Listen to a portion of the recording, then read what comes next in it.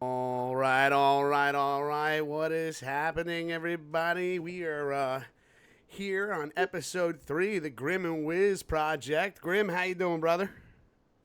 I'm good, man. How you doing? I can't complain. Life's good. Life's good. You know, fucking just chilling, enjoying this beautiful weather as we're approaching spring. How about yourself? How you been? Enjoying the warm weather myself while it lasts. It Mm, lasts another 6 months, which I'm totally content with. nice, nice. Well, in today's episode, Grim and I are going to be talking about classic video games, retro video games from back in the day. And those particular games, as you can see above me right now, that we're going to be discussing is the original Resident Evil, Resident Evil 2, and Resident Evil 3 Nemesis. Yeah. So, Grim, when you were first introduced to these games, I know you and I have had a quite the similar story in our introduction to the first Resident Evil that came out. I believe it was 1996. Going back, Yeah. and tell me a little bit, like tell me a little bit how you were introduced to Resident Evil. Oh shit. Oh man. My dad got it when it first came out on the PlayStation. I I can't, for the life of me, I can't remember if he went to like the midnight release for it or not. I mean, I don't know if he did that for Resident Evil or if he just did that for the PlayStation itself. I can't remember offhand. But regardless, my dad got it when it came out. But obviously it was the long box version, the original long box version Nice, of Resident Evil One. And nice. And did you watch him play it? yeah, yeah, I did, yeah, And throughout your dad's first playthrough, and we're going back quite a bit. Now that I think about it, the 30th anniversary of Resident Evil is going to be next year. Right now we're in 2025. yeah, Game came out in 1996, and 2026 is right around the corner. We're a couple months away. yeah. So I can't believe that shit. I know, right, dude? It's insane how fast time is flying, brother. Friggin', I had a very similar experience because when I was younger, around the time Resident Evil came out, for the PlayStation 1, Yeah, um, my older brother, he would visit on the weekends. Excuse me. He would visit on the weekends, and he'd bring his PlayStation 1 with him, and he had a game that he'd set up. He'd set it up. He'd come up to my bedroom, set it up to. I had a small, um, probably like a 13-inch tube TV. Nothing crazy. It was just a small TV. Had the buttons on the side of it. It didn't even have a controller. The squiggly antenna on top. And he would set up his PlayStation 1, and he brought over the game Resident Evil. And he was like, I'd like to show you this game, broski. So I sit down. I must have been about 8 years old, maybe like 8 or 9 years old when I first saw the original Resident Evil, and it changed my life. It changed my world. You know. yes, right. Mm. And I remember as a kid sitting there, and he had the PlayStation set up. He turned it on. The initial startup screens for the PlayStation 1 to this day, very iconic. That classic sound. Once you fire it up the PS1, and then of course it goes into the introduction of Resident Evil. And I remember sitting there watching my brother play it, pick his character, go through the opening cutscene, and for its time, I know they used live actors back then, right? Yeah, yeah, they did. And I had zero idea of what we were getting into. And so, what was really cool was my brother, like, he'd let the cutscenes play. Now I'm glued to the screen. And next thing I know, he plays for about a half hour or so. And I remember that first initial cutscene, the first zombie, that iconic zombie, after you go into the dining quarters and examining the blood. And then going through that door and seeing that first cutscene with the zombie head turn. I think probably one of the most legendary cutscenes of all time. That literally scared the shit out of my dad. Mm. I mean, well, it didn't literally scare the shit out of him, but figuratively speaking, it scared the shit out of my dad. Scared the shit out of my dad. He had a big ass flat screen TV in his room. Yeah. And this isn't the flat screens that we're used to now, like TCL TVs, Hisense TVs, and things like that. This was, I swear to God, this fucker was huge. And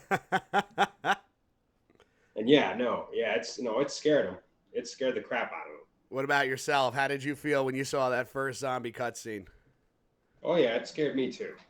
Yeah, it got me going. My jaw dropped, and it was just like it at that moment you knew exactly what you were getting into. Yeah, you knew what was going on. There were zombies in this mansion, and what a setting for a zombie video game to take place. Then in a creepy mansion at night, really set the mood at that point. Yeah. And I remember after that cutscene, that cutscene alone literally was the first thing that I saw that I was like, well, I'm hooked. I need to know more. I need to, I need to keep playing this game. But I remember I didn't initially start playing it right away because, like I said, my brother would play it for a bit, and I'd watch him. And then next thing I know, he's like, all right, I'm going to go downstairs and hang out with Dad. And he just hands me the controller. He's like, good luck. And I remember sitting there as an 8-9-year-old kid like, are you kidding me? Now I'm going to play? After all those zombies? Yeah. My dad did something similar. I was sitting on his lap when he was, I mean, obviously not during his first playthrough, but during one of his playthroughs, I was sitting on his lap in his chair. Yeah. He had like a I don't know if he had like a recliner back then, but I was sitting on his lap while he was playing. I don't know if he went to make a phone call or answer the phone. He gets up in the chair, has me sit down in it further or whatever, hands me the controller, and then I start playing it, and I'm like, oh shit, I don't know this. I don't know here. I don't know what's going on. I don't know what I'm doing. I don't know what buttons to hit. Yeah. Yeah, dude. It was like ladies and gentlemen, Grim and I had a very similar experience on our introduction to the world of Resident Evil. And since then, now I'm 38 years old, still love playing it, and still love playing the classics. It's something about the original 1, 2, and 3 Nemesis that they're timeless. They are. And so recently, they finally released. I remember, Grim, you are a PlayStation Plus premium member, correct? Yes, I am. And so the beauty, if you want to explain some of the beauties of being a PlayStation Plus premium member, go right ahead.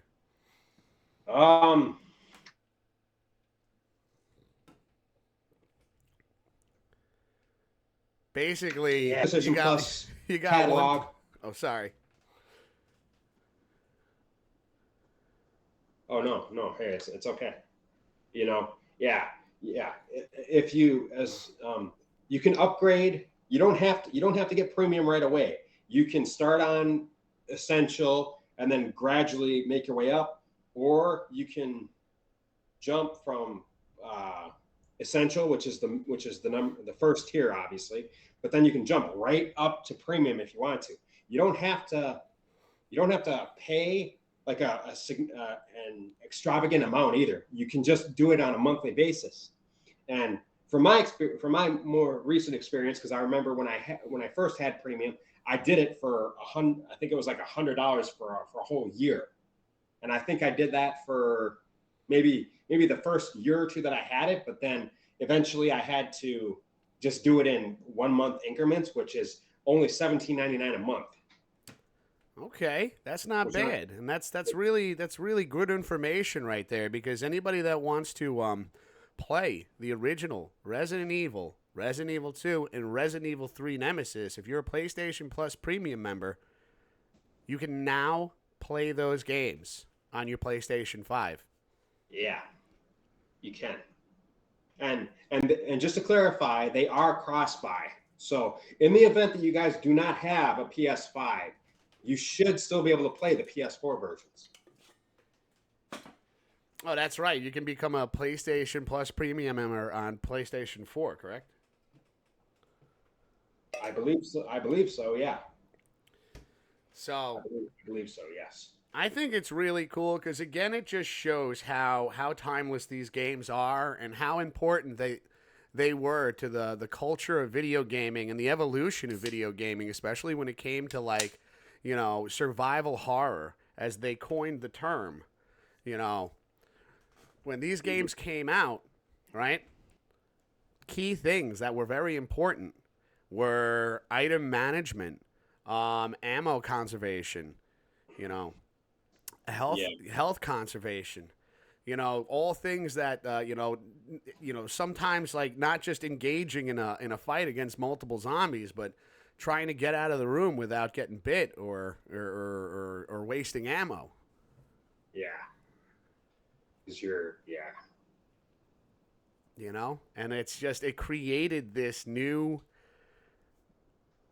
entry level to gaming where like you could see that from where we are now, I mean even to this day, going into Resident Evil 3 Nemesis, like I know we're going to be jumping around here. We're not going to go in chronological order.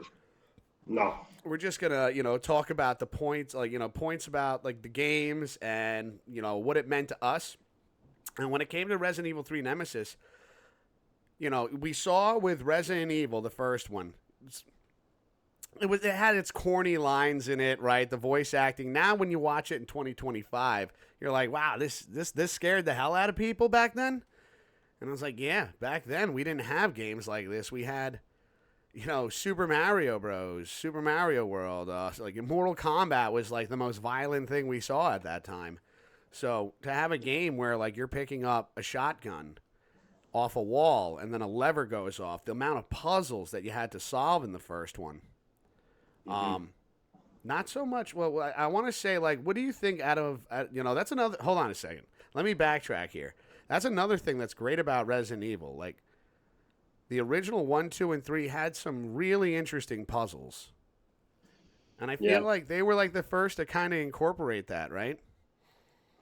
I believe so. Yeah.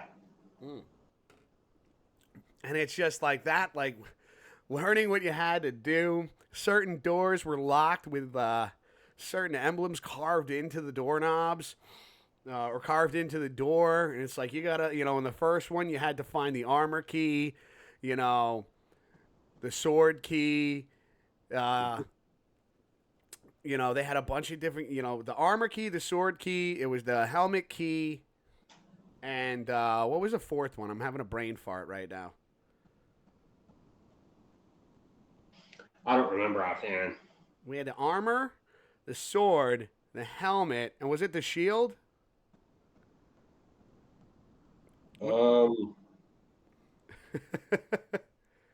Maybe. I remember in Resident Evil 2, they did a very similar key setup where there were 4 sets of keys that you had to find because Resident Evil 2 took place in the RPD, the Raccoon Police Department. And there was a heart emblem key, a spade emblem key, a diamond emblem key, and a clover? Right? The club key. Yeah, it looked like a clover because they were all like, those were all the symbols for like a deck of cards. Yeah.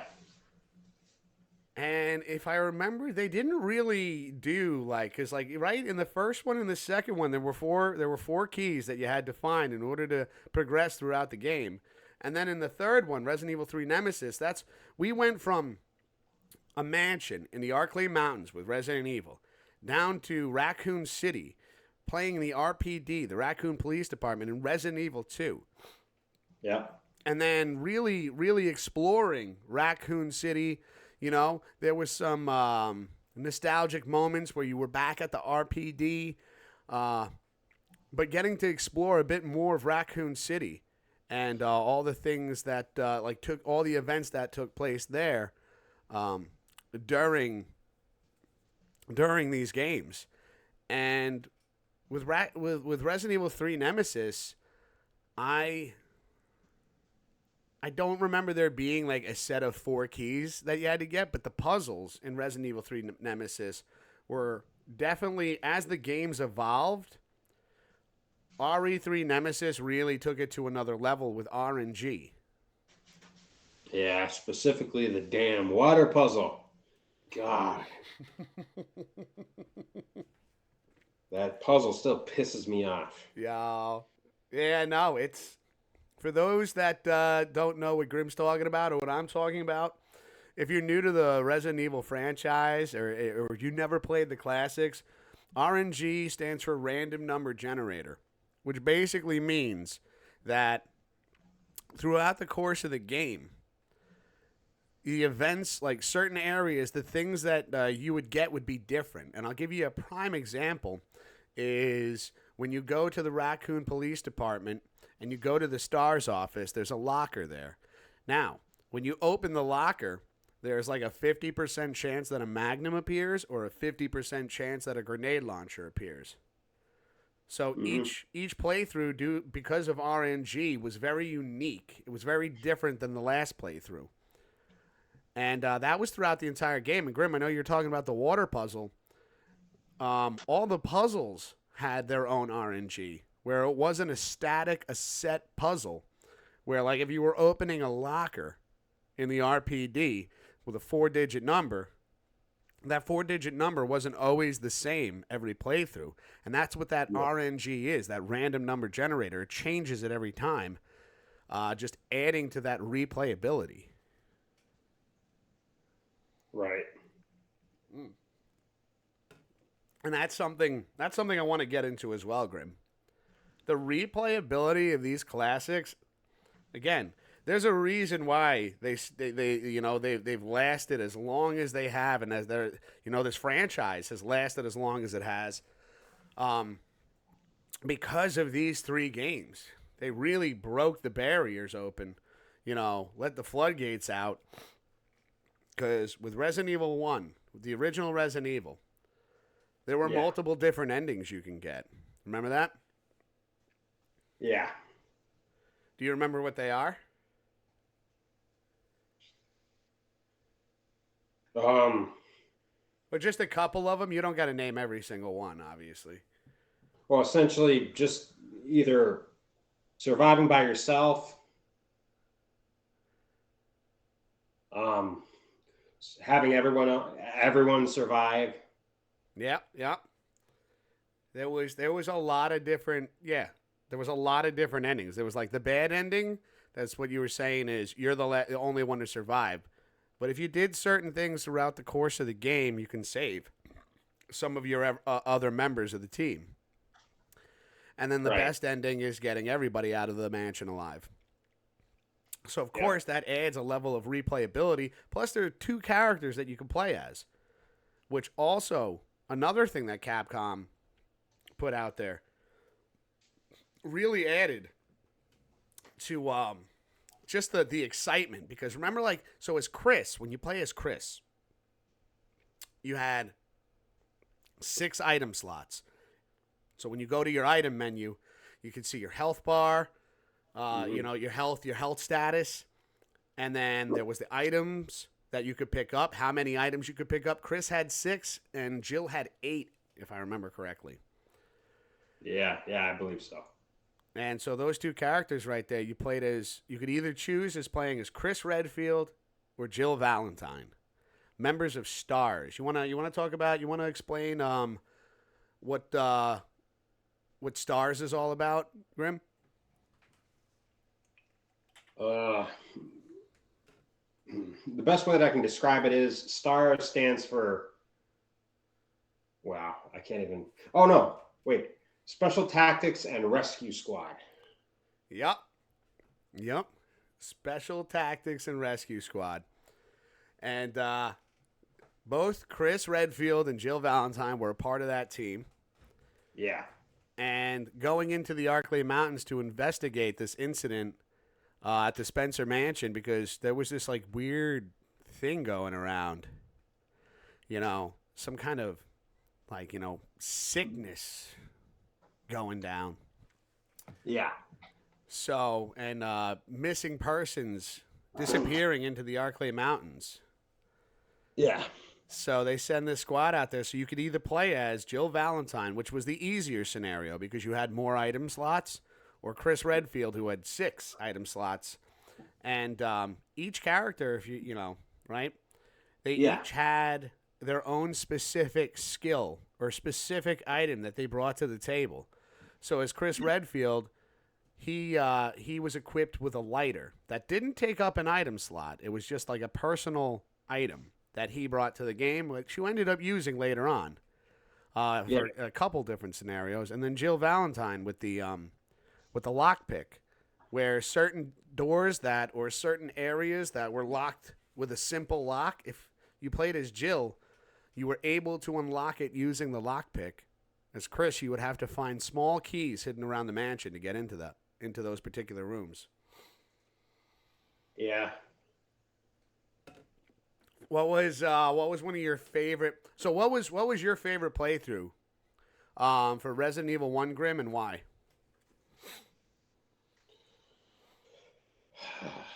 I stuck with playing Jill every single time because of the fact that she had more space. Her essentially, her, she had the lockpick. I mean, obviously Barry, she didn't get it until after they went back into the hallway to see if, get back to Whisker and tell him, hey, we found zombies, whatever, But just the fact that, Jill's scenario was easier. She had more space. She got the lockpick and was able to get into just about every room with it. I mean, not literally every room, but the majority of the rooms with just the lockpick. Yeah, that was one of my favorite scenarios as well. Even though I have beaten the game, what's funny is at this point, because of how often I switch around which games I'm playing, I still haven't completed. Believe it or not, I still haven't completed all the scenarios in Resident Evil, the first one. You didn't play both scenarios? I played both scenarios. I've beaten it as Chris, and I have beaten it as Jill, but I didn't get all the particular endings you can get. I guess I should have been a little bit more specific there. Well, if you ever get around, I'm just mentioning this real quick. If you ever get around to doing the remaster, good luck. Yeah. Because that, you're gonna have to go through even more hoops on there than on the original. Hey, that's one of the things I love about it, is because of the challenges that these games provide. It just going back to that replayability. Almost 30 years later, I still find myself, if I'm having a bad day, I grab my copy of Resident Evil 3 Nemesis. Hold on a second. And just fire this up. And this is the original copy I bought from back in the day. And I've been having the dropsies today. But there you can see the back of the game right there. I showed the front of the game, and back then that's when you would get the Dino Crisis demo disc that came with it, because they released around the same time. I don't think on the same date. I don't remember correctly. Well, that's weird. Google comes in, friend. See? Here, let's see.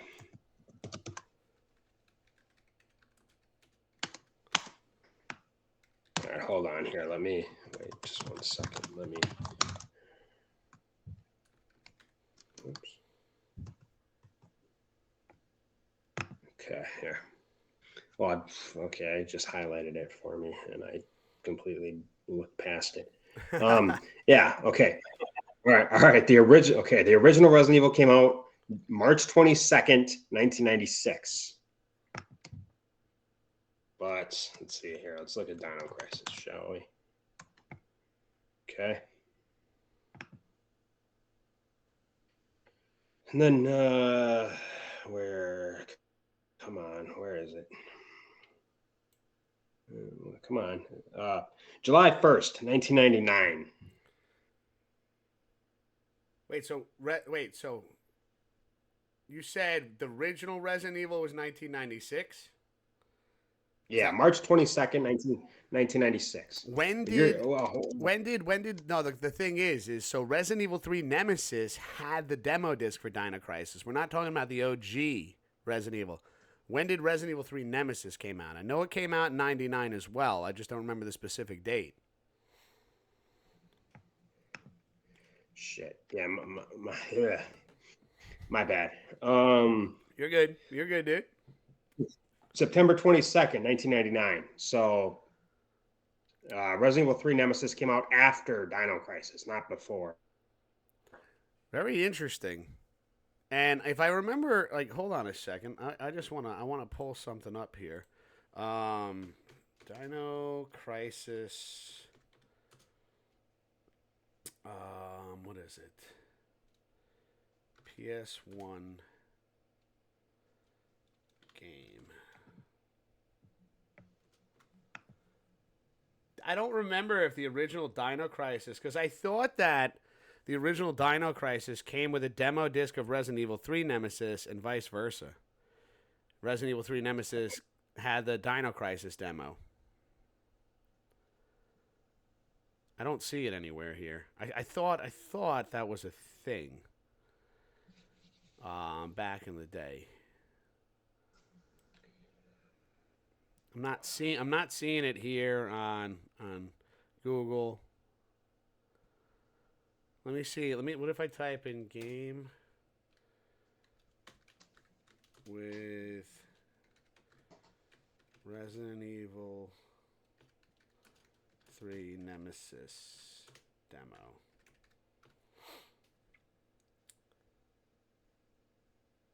Yep. Okay, it did have. So Dino Crisis did have a Resident Evil 3 Nemesis demo disc in it. And hold on a second. We're just going to switch screens here so I could show you. If you look here, this is the Dino Crisis version of the game with the RE3 Nemesis demo. And then this is the one I have right here.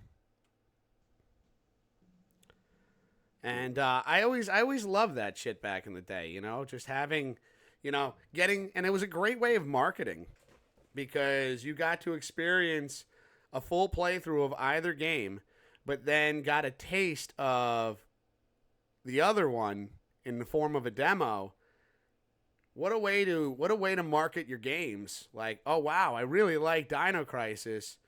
And I checked out the Resident Evil 3 demo it came with. Now I want to go out and buy that, or vice versa. Yeah.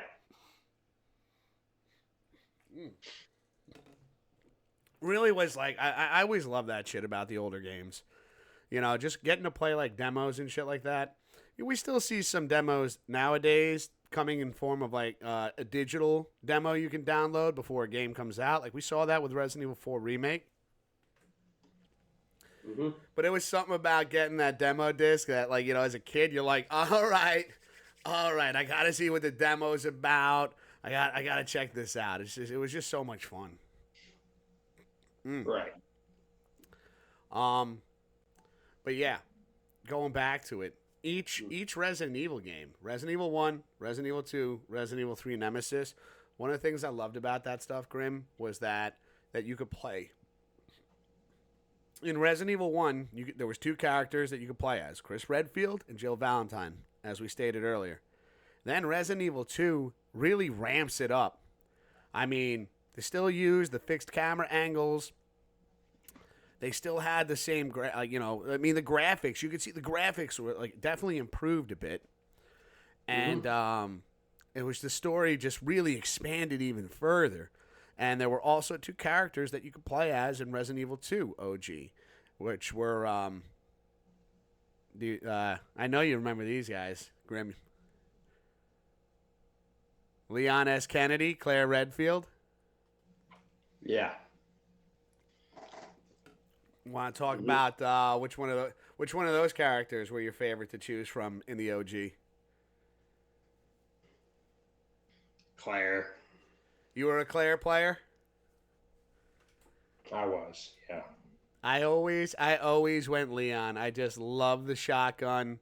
I remember as a kid, I didn't care too much for Claire's crossbow, which was another change in Resident Evil 2, where when you played, it came with 2 discs at that time. Because they really, with everything that they put into Resident Evil 2, couldn't just be put on 1 disc back then. So you got your Leon disc and your Claire disc. Right. Which, as you can see right here, I got my copy of Resident Evil 2 OG. And just to show you guys how this looked. Oh, I actually have. Sorry.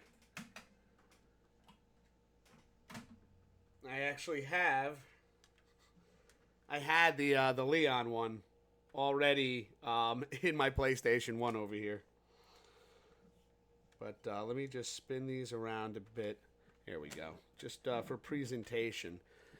And then, like you can see right there, that was the Leon disc. Came with the game booklet.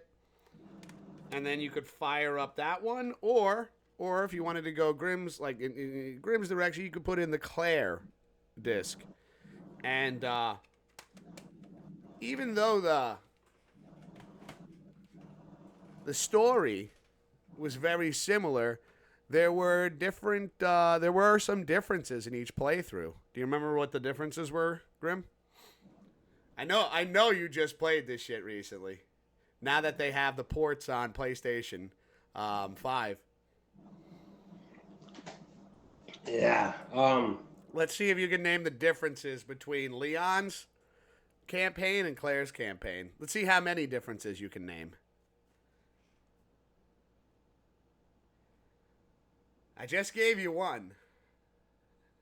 They have different interactions. There are different interactions. What was the thing I just said? Why I liked playing as Leon and not Claire as much. You prefer his shotgun over her crossbow. Exactly. There's a spot in the beginning of the game that you're introduced to Kendo's gun shop, and the owner Kendo, if you play as Leon, he holds a shotgun to you, and if you play as Claire, he's got a crossbow. So those were some other things that they added that were different. What else do you remember? What other differences? I know you said the different interactions. We got the different weapons upon the start of the game. And throughout the game, if I remember correctly.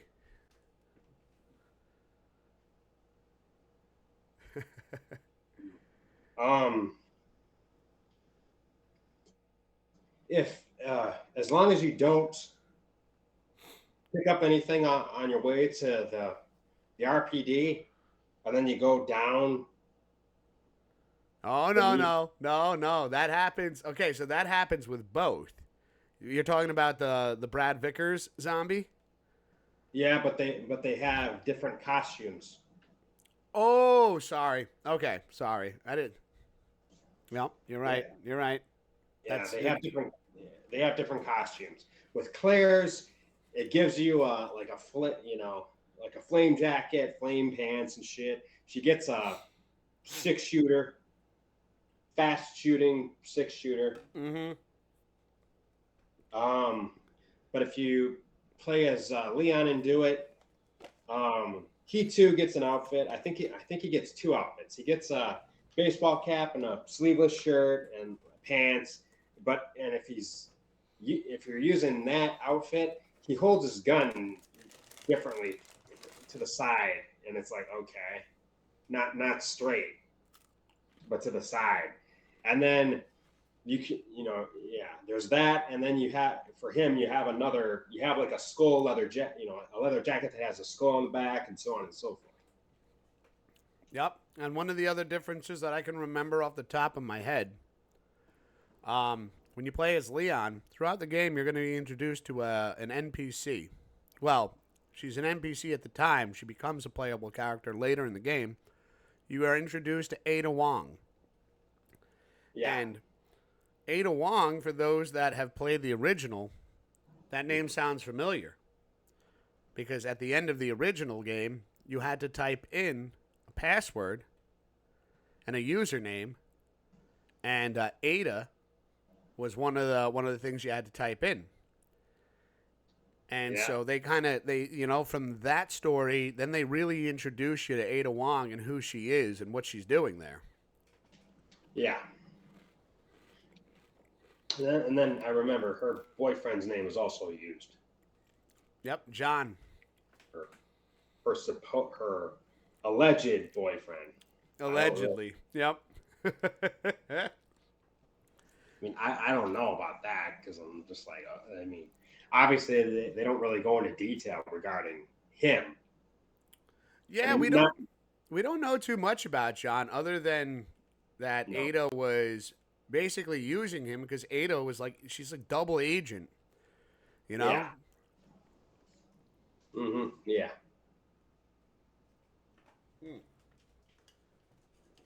So,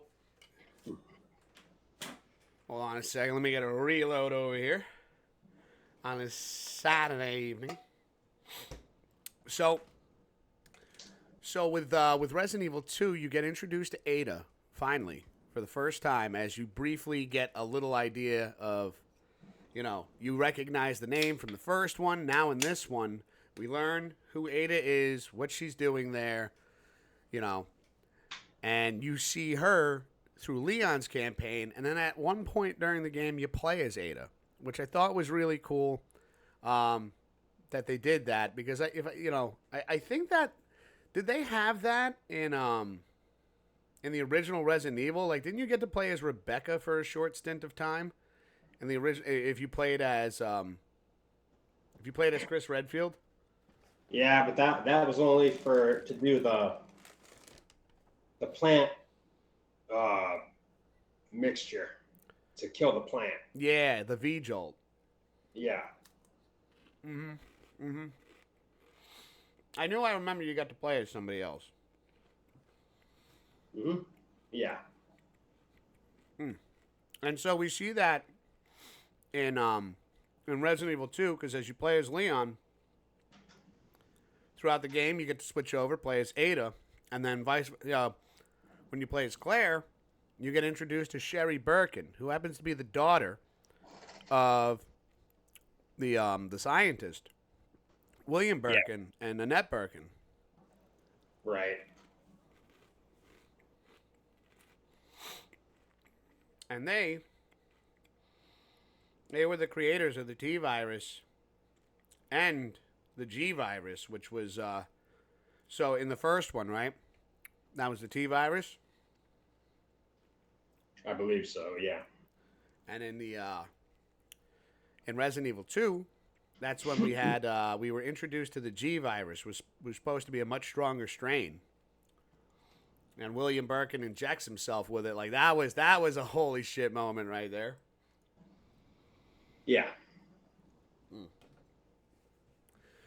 But yeah, as you play as Claire, you go throughout the game, right? And then you get to play as Sherry at some point.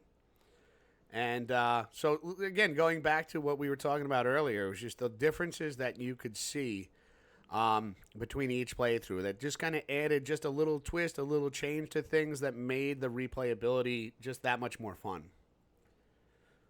Yeah. What are some things about the classics that you'd like to talk about, Grim?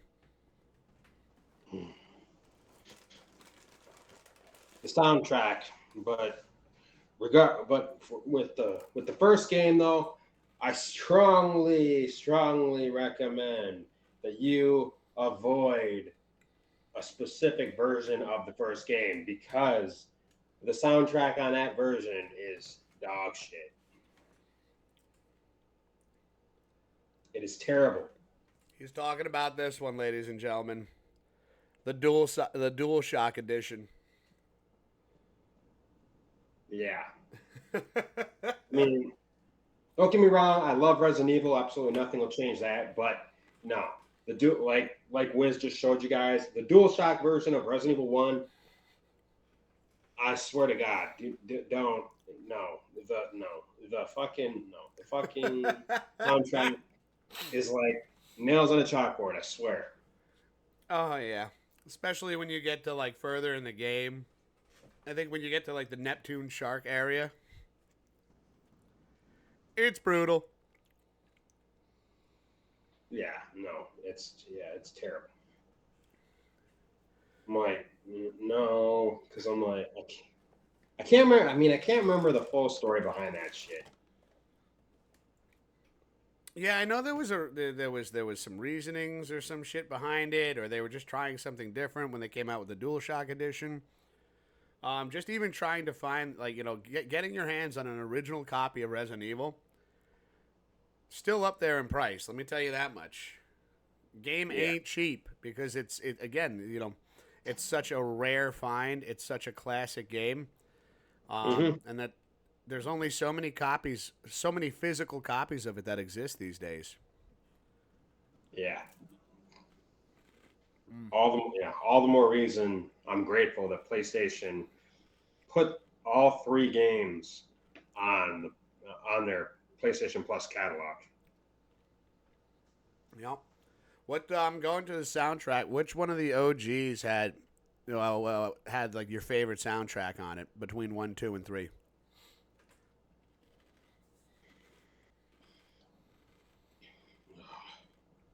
Probably 2. Yeah. Yeah, I'd have to say 2. I like 2. I like 2. Out of all of them, though, for me, it was Resident Evil 3 Nemesis.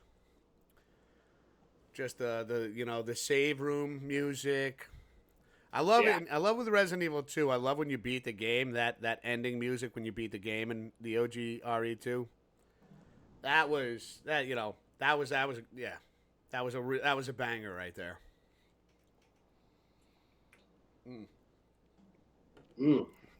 For me though, RE3 Nemesis. The startup screen. Dun, dun, dun, dun, dun, dun, dun, dun, dun, dun, dun. Ah, I love that shit, dude. The save room music. So good. That was the one that hit home for me, dude. Right. And that's actually another difference between Resident Evil 2's scenarios. The ending song during the end credits, it's not the same song. It's different. The A and B end credit song is different. That's true. We didn't even get into the B scenarios. You want to talk? We were talking about. So, ladies and gentlemen, we were just talking about RE2 OG and the different characters that you could play as throughout the A scenario.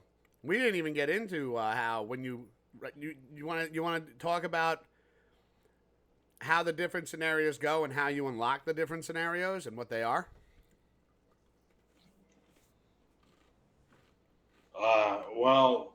To unlock the B scenarios, you have to first play the A scenario.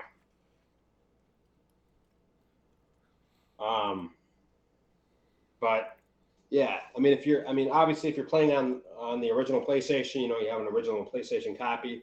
You have to switch out the discs, obviously. Yep. But if you play it on the PS4 and 5, like I've been doing the last month, because for anyone, PlayStation released the original Resident Evil 2 and 3 on their catalog August 19th. But where I'm going with this is the way to switch out the scenarios. Well, I mean, I just mean between the characters. I don't mean like Leon A and Claire B and so on. Uh, there's a It's a little bit more dip. It's not as straightforward as it is with the original PlayStation version. What you have to do is you have to press pause like you're going to rewind the game, right? Scroll down to options, and then within the options menu, there's an option to switch disc. It says switch disc or switch something, and then that's how you get to the B scenario or another character, because it's got Leon and then Claire and so on and so forth. So it's a little bit more of a pain in the ass to get to the next character compared to the original PlayStation version. Yeah, yeah. As compared, like you just said, compared to just switching the disc out, but for the console version. But yeah, I always thought that was really cool. Like when you beat the A scenario, and then it's like you have unlocked the B scenario. And I'm like, what? And what's really cool about that is that you get to the way they do that is as such, like, I mean, they really fleshed it out more in Resident Evil 2 remake, but it's like when you're playing, for instance, if you play Leon A's scenario and you go through the game, Mm-hmm. you unlock Claire's B scenario. And that's basically, as what you'll see in the beginning of the game is they get separated. So when you play it under the Leon A scenario, you go through the game, and Claire is also still doing her thing.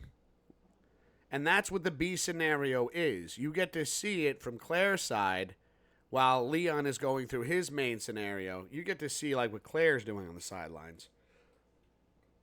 And vice versa. If you play Claire A, you unlock Leon B. Yeah. And I don't know if it's just me, but that's probably one of the main things I didn't like about the remake of Resident Evil 2. The fact that they did not interact as much as they did in the original. They cut out like 90% of their fucking interactions. They only interacted twice? Throughout the whole fucking remake? There was once in the beginning. Yeah. And then towards the end, if I remember correctly, towards the end of remake, when Claire gets to the computers, like you get to talk to the Leon A scenario version of Leon. Mm-hmm. Yeah. Now that I think about it, you're right. I can't think of how many more times they interacted. Where you're saying in the OG RE2 that there were way more interactions between the A scenarios and B scenario setup. Yeah, there was. That's something I didn't catch. I didn't realize that until you just brought it up, and I'm like, holy shit. Yeah, that sounds right. Yeah, because remember, no matter what scenario you're doing in the original, you have to run up to in order to get the unicorn thing. I can't remember what it's called for the unicorn emblem. Yeah. No matter what, in the original Resident Evil 2, you have to run up and you have to run up to the STARS office to grab it. You look at Chris's diary or whatever, and then that's where the emblem is. You pick up the emblem, and then Claire or Leon comes through, shows up, you guys interact, whatever, right? But in the remake, they completely fucking cut that out. I mean, because in the remake, you have to get to, or rather, sorry, you have to go to the STARS office to get a bomb or a battery for the bomb. Yep, I remember that. Right, but you don't get a unicorn emblem from up there, and you also do not obviously you don't interact with Claire or vice versa Yeah, compared no. to compared to the remake. So I mean, I'm sorry, I mean compared to the original. Yeah. So I Oh mean, man. I get it. Obviously, it's a remake, emphasis on remake. So of course they're going to change a lot of shit. But Yeah. that's my ultimate point regarding that. The fact that they cut out like the majority, probably like 80 some or 90 some percent of their interacting. Yeah, yeah. I didn't even think about that until you just mentioned it. I'm like, holy shit. Now that I go back, those were certain things. There's so much that you can dive into whether you play the OGs or the remakes, and there's so much going on. It's very easy to forget certain things or not notice certain things unless of course you put a lot of time into the game or you got a photogenic memory or photographic memory, sorry. Right. Mm. Well, oh, here I am dropping more shit. Although I'm getting lucky this time. I keep catching it before it hits the floor. Uh, going into now Resident Evil 3 Nemesis. So this is one of the things that I really loved about Resident Evil is when you're playing 1, 2, and 3, it's the evolution of the bioweapons that you end up fighting. In Resident Evil 1, you fought zombies, were your classic monsters that you were pinned up against. And then, of course, there were the zombified dogs, also known as the Cerberus. Yeah. There was the boss fights between all three games. I mean, the original had the gigantic snake Yawn in the attic, and then you fought him again later on. Then there was, what was it? The Neptune. We talked about the sharks earlier, where we were talking how bad the music was with the DualShock edition. Yeah. But what I'm getting into is because where all these enemies they kind of like make their place and make their appearances in the other ones. There is one particular enemy, one particular boss that had evolved throughout the time. In the original Resident Evil, at the end of the game, you face the Tyrant, a super mutant, like just insane boss fight, standing at like 8 feet tall. Only to go forward to the second game, you got another version of a Tyrant that we all deemed and called Mr. X. And Mr. X would stalk you. So where you in the original you fought the Tyrant at the end of the game, in the Resident Evil 2 OG, Mr. X, also a Tyrant, a BOW, would make an appearance in the B scenarios and stalk you throughout the game a little bit.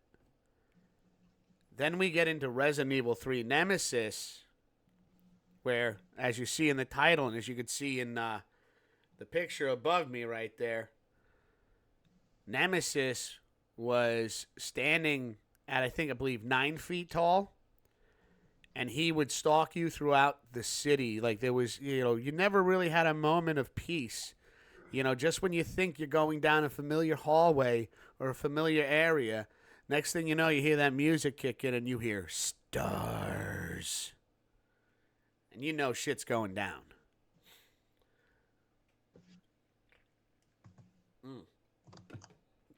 I always love that about the Resident Evil games. And Nemesis was my favorite Tyrant to face off against. He was just unrelenting. He reminded me of the Terminator.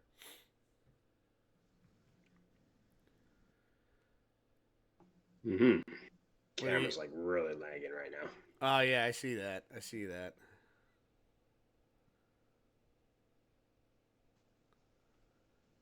Oh, there it goes. It's kicking back.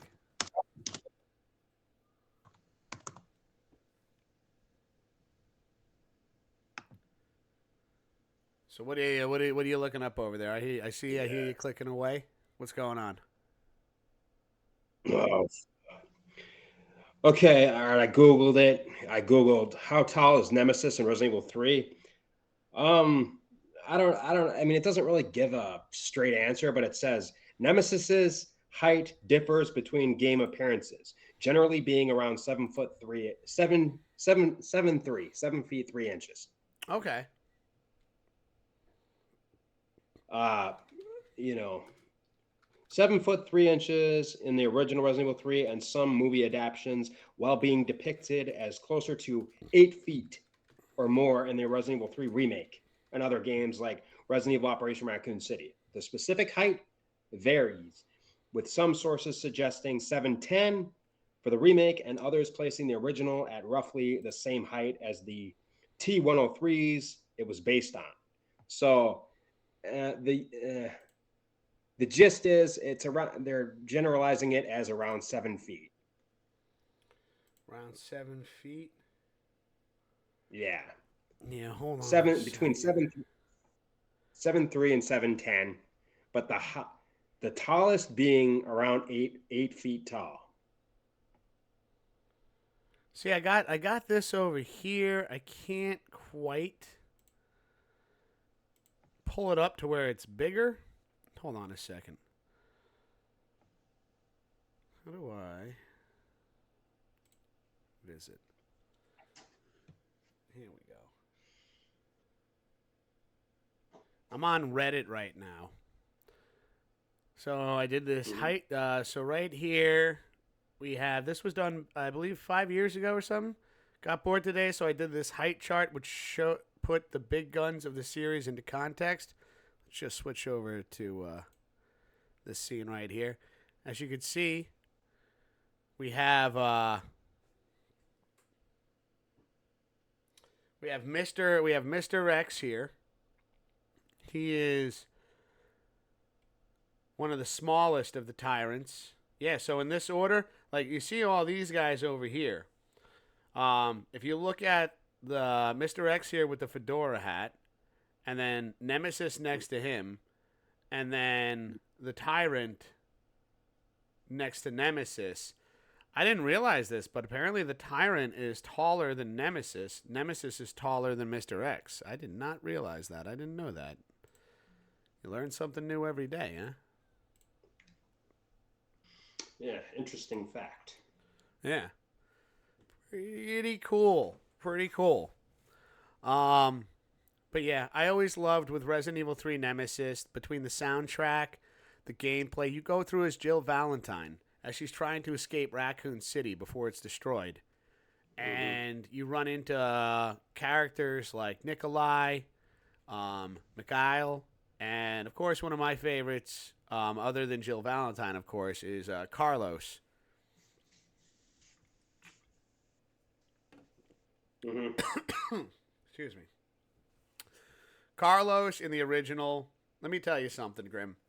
I really enjoyed seeing that as you play through the originals, and how the character development just gets better and better. Like when you played Resident Evil 1 as Jill Valentine, you get to Resident Evil 3 and you can see that, she's been through some shit, some, Resident Evil 3 Nemesis, and this is her last escape. And of course, all these other characters that you run into. At one point, we talked about the dual characters that you can play as in the first one and the second one. Well, of course, it makes its return in Resident Evil 3 Nemesis because you start off as Jill Valentine, and then later throughout the game, Jill gets infected, Hmm. only to have the game put you in control of Carlos as he looks for a serum to get Jill back on her feet. And, I just always loved, like, how you got to go through the game and you weren't just one set character throughout the whole game, No. or you got to play as Jill and Carlos, and again, just the different versions that the different characters that you could choose to play as, like with Resident Evil 2, again going back to Leon and Ada, and then Claire and Cherry, and then Resident Evil 1 getting to play as Jill Valentine or Claire Redfield, sprinkle in a little Rebecca Chambers. Yeah. So To close off this episode, I thought it'd be fun, Grim, to look at the Yeah, original trailers to Resident Evil 1, Resident Evil 2, and Resident Evil 3 Nemesis.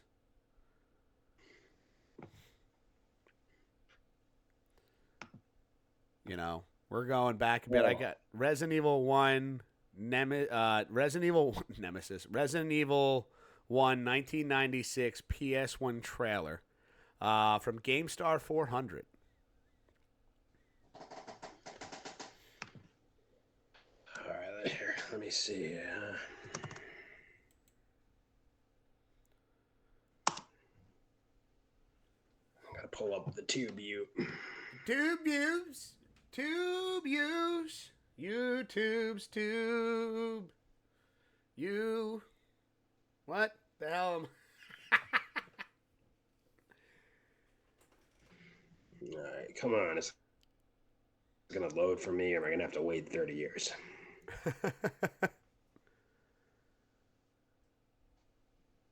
Yo.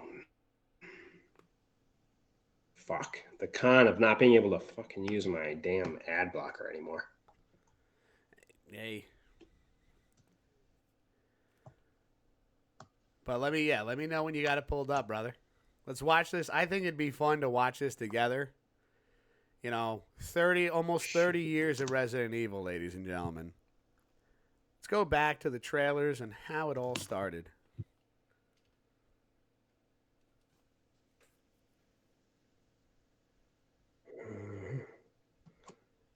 Here, let me see.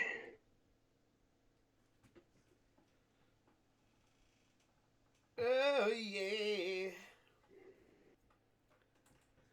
Yeah, the one that I see over here is from GameStar 400. 89,000 views. 9 years ago, this was uploaded. All right, I had to search. I had to specify it more for me. Resident Evil game trailer. I'm like, I don't know if it. I put in Resident Evil 1996 trailer. Okay, all right. Yeah, I'm sorry for dragging this out. It's just it's giving me shit. It's giving me newer Resident Evil shit specifically for Requiem at this point. Yeah, I put Resident Evil 1 it's Resident Evil 1 1996 PS1 trailer. Yeah. You said GameStar? Yep. 400? Yeah. All right. I found it. It only took me 30 minutes. No, I'm kidding. I found it. I gotta see if it's gonna.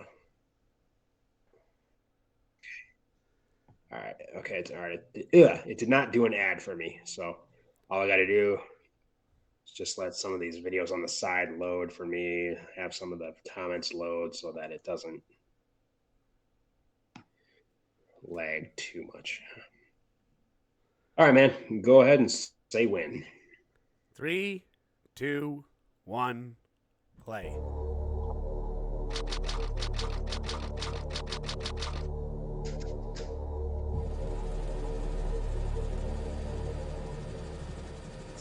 Alpha Team is flying around the forest zone situated in northwest Raccoon City, where we're searching for the helicopter of our compatriots Bravo Team, who disappeared during the middle of our mission. Found it? No, I haven't found it yet. Bizarre murder cases have recently occurred in Raccoon City. There are outlandish reports of families being attacked by a group of about 10 people. Victims were apparently eaten. Bravo Team went to the hideout of the group and disappeared. Look, Chris!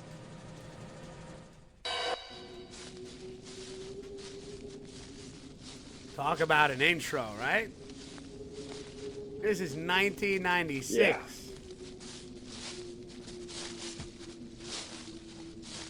It was Bravo Team's helicopter. Nobody was in it.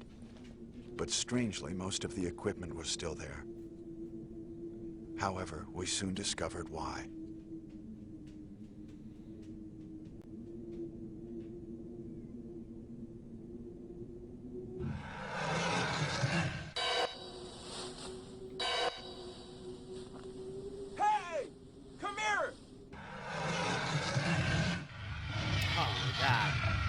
This is what we were talking about earlier, ladies and gentlemen. They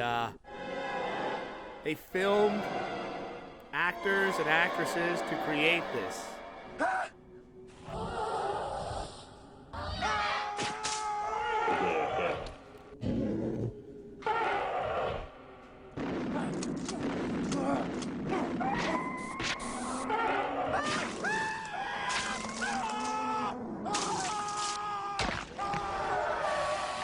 Damn, that got graphic.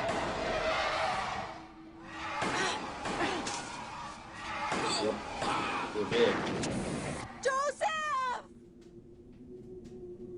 Listen to that. Yeah, it's obviously the uncensored trailer. Yeah. No! Don't go! I don't ever think I've seen this version of this one. Yeah, you're right. They really had it all out there on this one. Mm-hmm. Yeah. Jill, run for that house! The Spencer Mansion.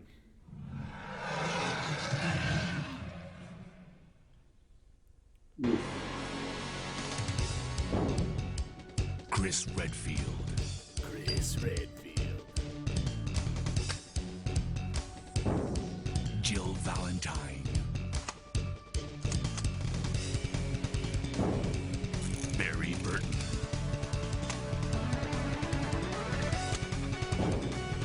Rebecca Chambers. Albert Wesker.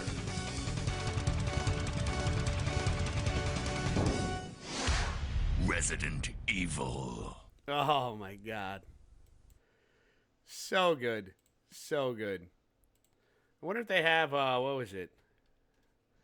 The Resident Evil 2 1998 trailer. Let's see if that's up here.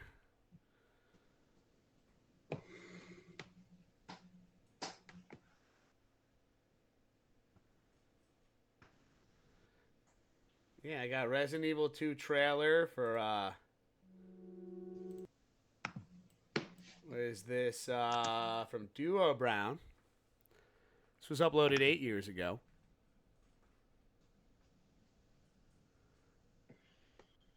Hold on a second. Give me 1 second. I apologize. I'll be right back, Grim. I got to use the restroom. All right.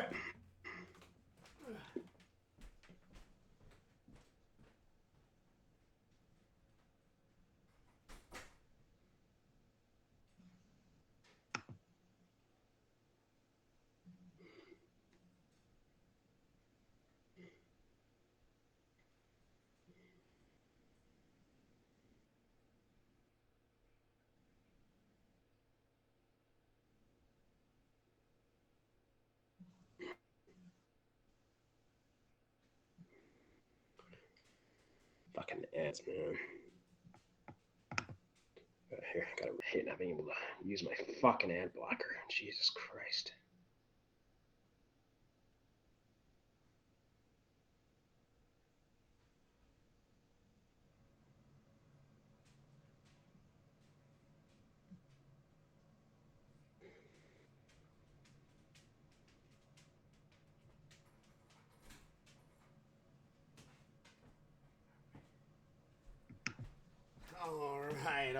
All right. Sorry about that. Did you find the trailer? Yeah. You said from Duo Brown, 57,000 views from 8 years ago. It's not the one I got. Oh, wait. Yes, 57,000. Yes. Same one. All right, you ready? 3, Yeah. 2, 1, play.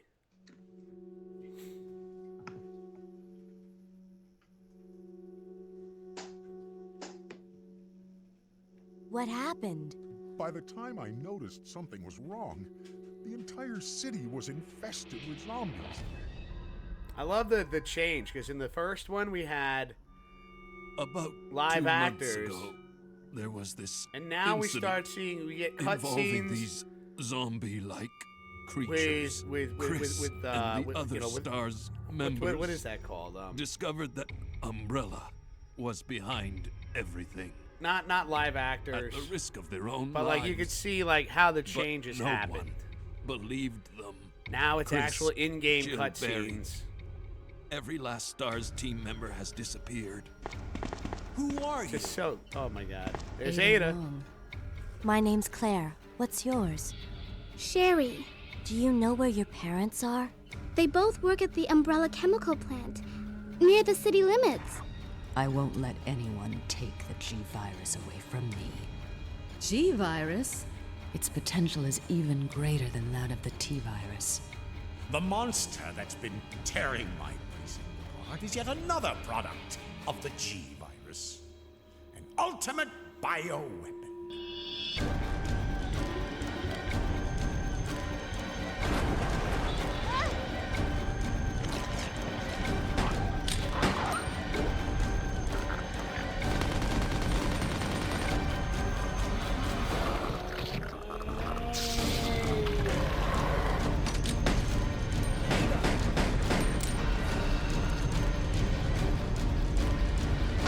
God, it just looks so good.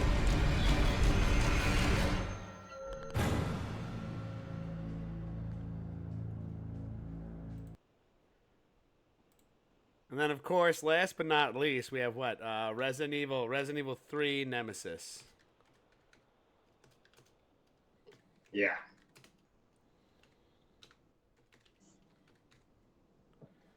Resident Evil 3 Nemesis trailer 1999.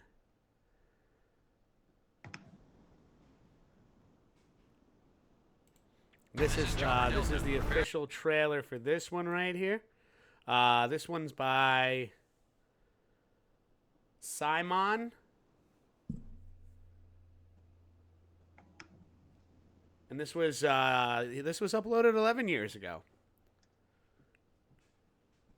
Trailer of the best game ever made. Let's go.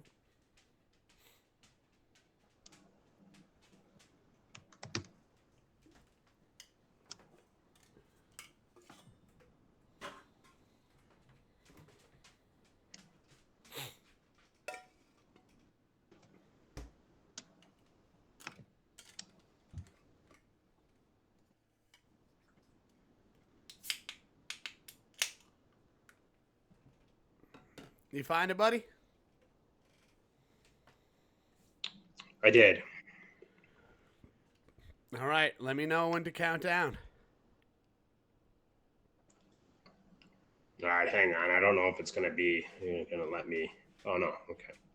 All right, it looks like it will. I assumed that I'd have to sit through an ad, but I do not. All right, so shall I count down? However, I do want to let the hold that thought just for a split second. I'm just letting the page load for a minute. Yeah, of course. Let me know when I'm good to count down.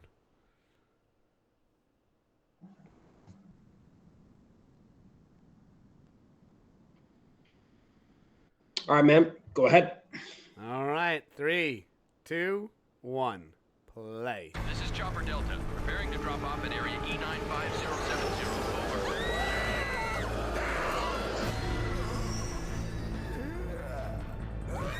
What are they?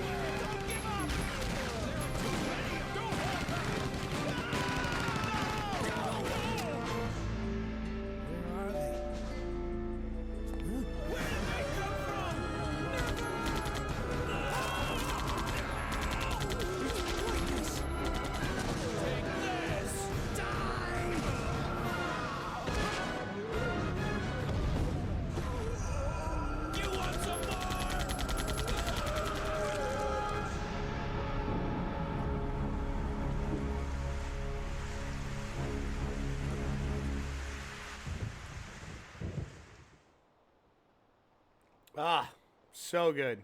So good. Ah, just taking that trip down memory lane right there. Just something else. Something else, right, dude? Yeah. Oh. And, thanks for entertaining that idea, by the way. Like, it just kind of came to my head. Like, what better way to end the show than with the original Resident Evil 1, 2, and 3, using, those trailers right there. To end the show with the trailers for 1, 2, and 3. It's just, they it's changed gaming, to me, in my opinion, forever. And as you can see, as we have, these first 3 original games, then after that, we got Resident Evil 4, Resident Evil 5, Resident Evil 6, 7, 8, and Requiem coming out next year. It's been almost, 30 years of just amazing, just really, really awesome Resident Evil games. And also side games. The franchise just grew so big and so many ideas were out there that, games like Resident Evil Survivor